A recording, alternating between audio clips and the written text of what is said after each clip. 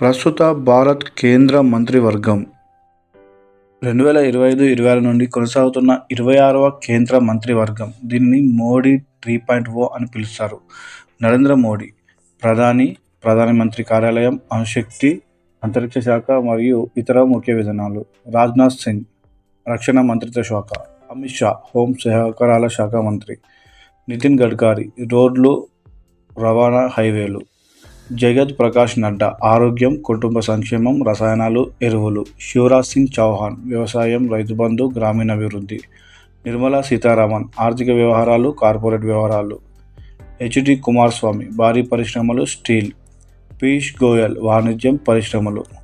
ధర్మేంద్ర ప్రధాన్ విద్యాశాఖ.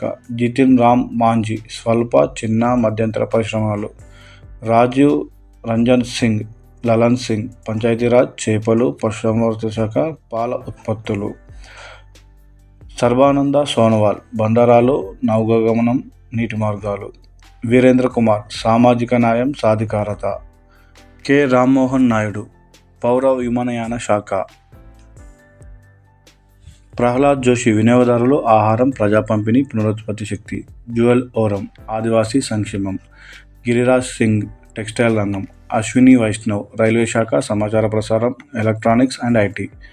జ్యోతిరాదిత్య సింధియా ఔషధ సంభాషణలు, ఉత్తర ఈశాన్య అభివృద్ధి. భూపేందర్ యాదవ్ పర్యావరణం, అడవులు, వాతావరణం మార్పు. అన్నపూర్ణ దేవి మహిళలు, బాలల అభివృద్ధి.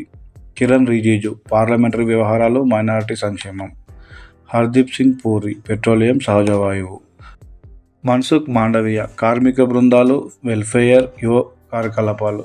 జి కిషన్ రెడ్డి బొగ్గు గనులు.